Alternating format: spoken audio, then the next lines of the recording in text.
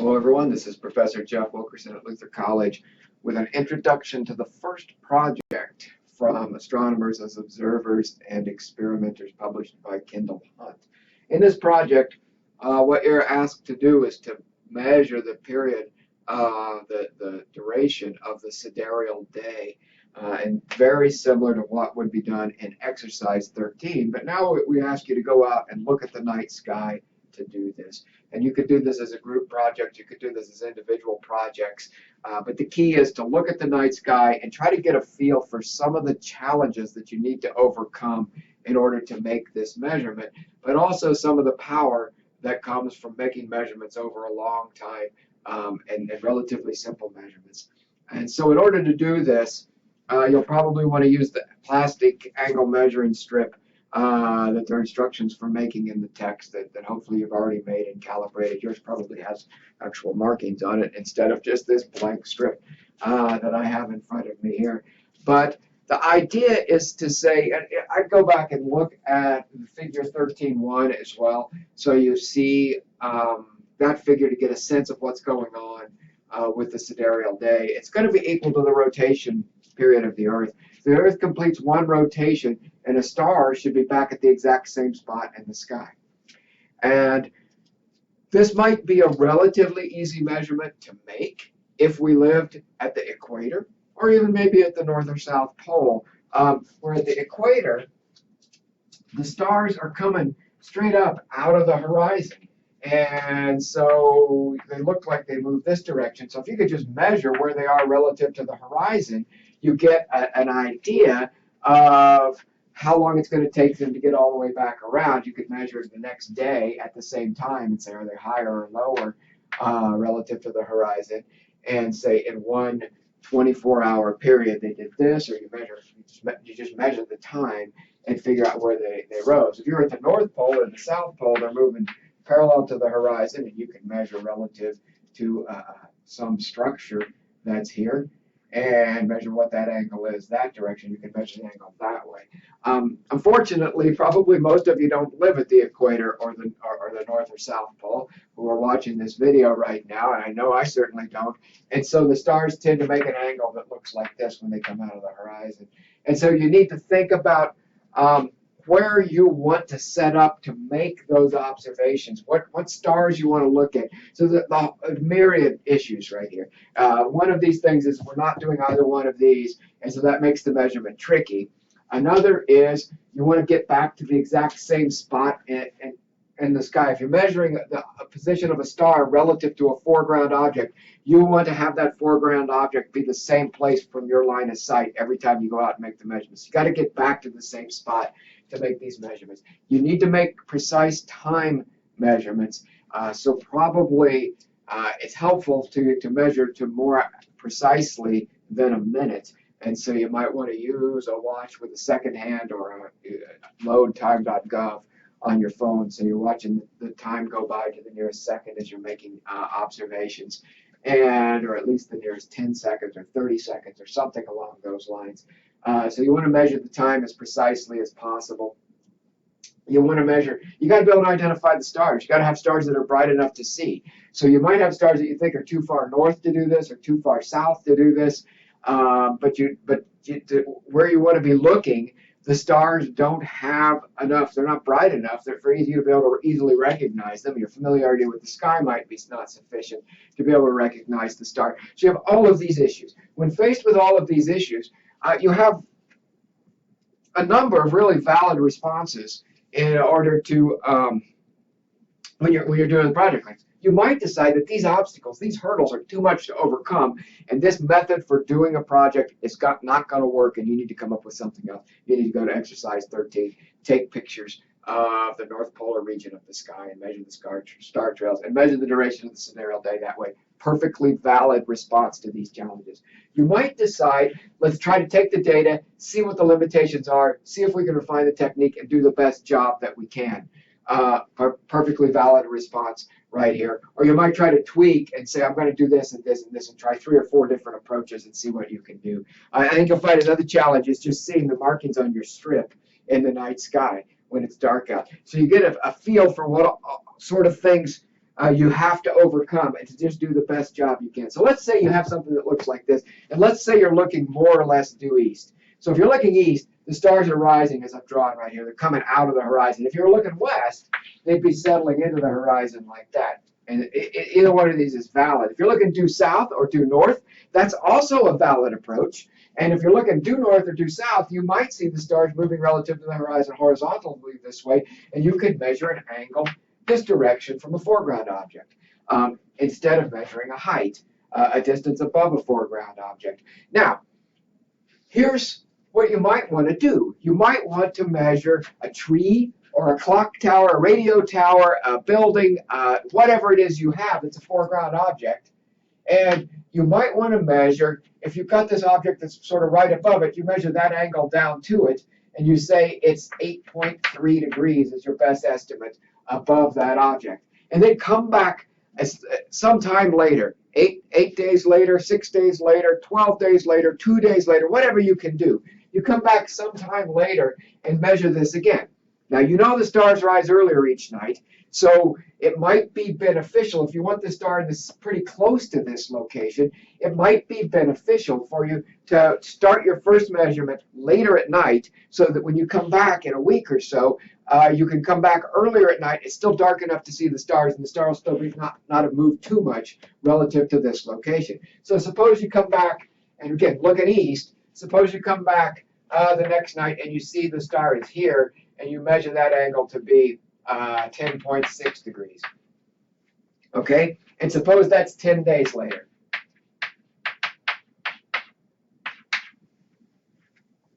You know you rotated approximately 360 degrees for each rotation.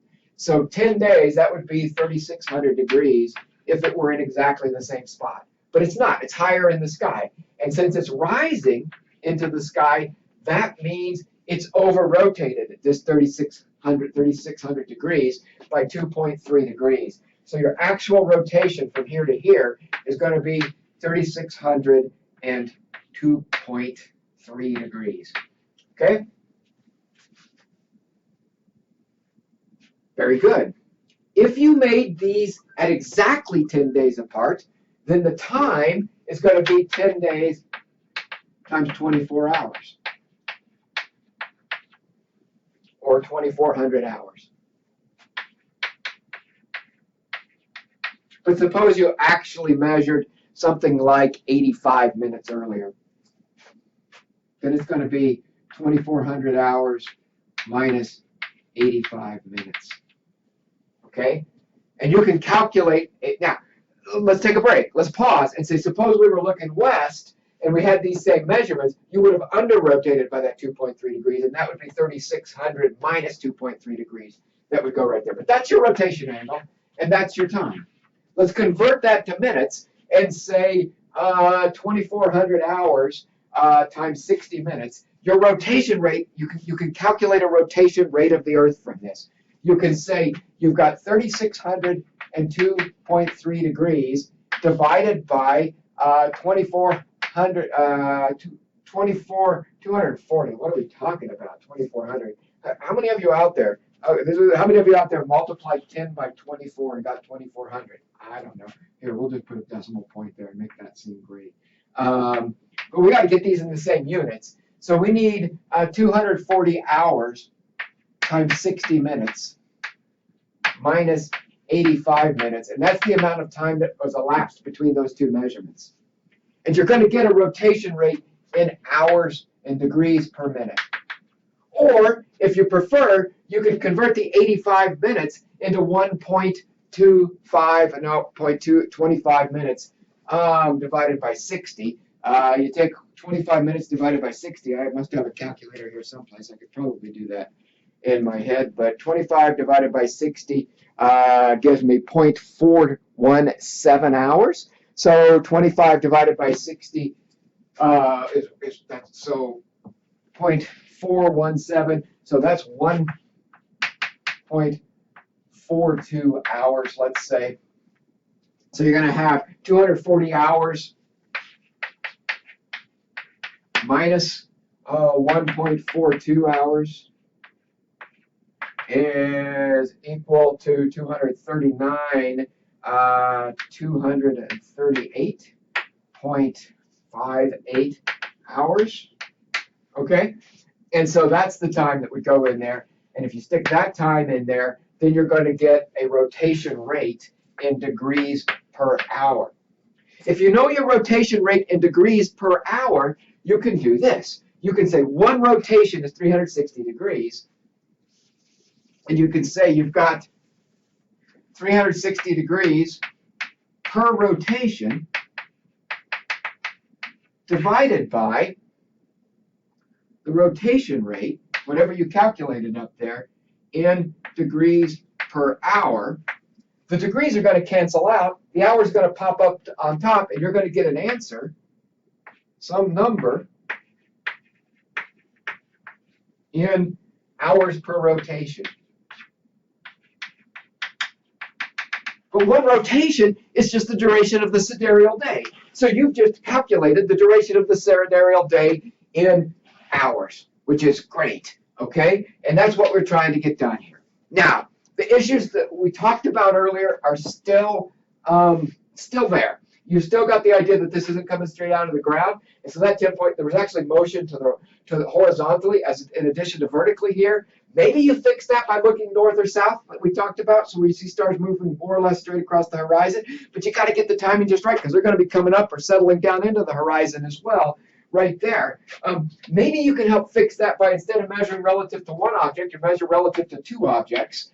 And you figure out, okay, it's here and here, and try to do some kind of calculation right there. Maybe you don't worry about it. Maybe as long as this number isn't too much different, you don't worry about just exactly how much that's changed. And you say you're still going to get pretty close, because you've got this huge, if you're off by a few degrees in this up here, a few degrees, if you've managed to measure over 10 days, a few degrees out of 3,600 degrees, if you're off 3.6 degrees out of 3,600 degrees, you're only off by 1 part in 1,000, and you're not missing your sidereal day by very much. So you see, in addition to understanding, to getting a grasp of all of the issues that actually have to be overcome to do a project well, and all of the things that can go into a project that can make a project challenging, you also see how making multiple measurements or making measurements over a long period of time can help wash out some of those things. You're still going to have bias, and you still should think about, am I overestimating or underestimating the duration of the sidereal day? And you can actually do the calculation to say, suppose I missed by 10 degrees. How much would that change my calculation? So just add 10 degrees or subtract 10 degrees from that, and recalculate the duration of your sidereal day. And say, so this gives me a sense. If I missed by 10 degrees, this is how much I might have missed my sidereal day by. What if I missed by 10 minutes? How much would I have missed my sidereal day by? And you start to get a sense to say, well, I don't think I could have missed by 10 degrees. I think I could have only missed by 4 degrees. And I don't think I could have missed by 10 minutes. I could have only missed by 1 minute. And so then you can start to zero in on an uncertainty of how accurate, how precise you think your sidereal day is. And then to say, okay, now what if I'm not taking into account this vertical motion relative to the horizon? How much might I have missed by there? And you can start to really work on this a little bit and really turn this into a good project. If you have the chance to measure multiple times over a couple of weeks or a few weeks, that would be great to get this done. You should be able to get a reasonably good measurement of the duration of the sidereal day, the rotation period of the Earth. And this is a fantastic thing to be doing. This is out measuring the night sky, doing your astronomy, understanding how you can measure something that's fundamental to astronomy with just a simple plastic measuring strip and a good measurement of time and some careful work measuring things relative to your horizon. So this is a great way to get introduced to what you're seeing on the night sky, and how you can make simple measurements of the celestial sphere to learn something about a property. What in this case, what you're learning about is the rotation rate of the Earth, and how long it takes to complete one rotation like that. And try it different ways. Try it for as long as you can. Turn this into a real project. Try to measure stars in different locations. Measure several different stars. Don't just measure one star. Measure several different stars. Average your values. Look for outlier values. and really go after this project and see if you can do a good job with it. I think you can. Remember, we talked a lot, we did this calculation with stars rising. You could be looking at stars setting, or you could be looking at stars moving horizontally relative to the horizon. Just remember that, you don't want this to change. This angle changes too much from one observation to the next. You're likely to have a fairly large uncertainty in what you're doing. But as we noted right here, it's like, if you're measuring over 2 weeks, that's a lot of slop in there. That's a lot of, that's 3,600, 7,200 degrees. So your uncertainty of 70 degrees is just 1 part 100, and that's a pretty small uncertainty. So you start to get a sense of how much you could miss by and still do an okay job. See how this works out for you. See what you get when you do this. And I hope you have good luck with it. I think it's a great project to do. This is a project I do with my students almost every year in one form or another. We don't always do it just like this, but we do one version of this or another, and I think it works pretty well. So have fun with it, and we'll have more for you at another time.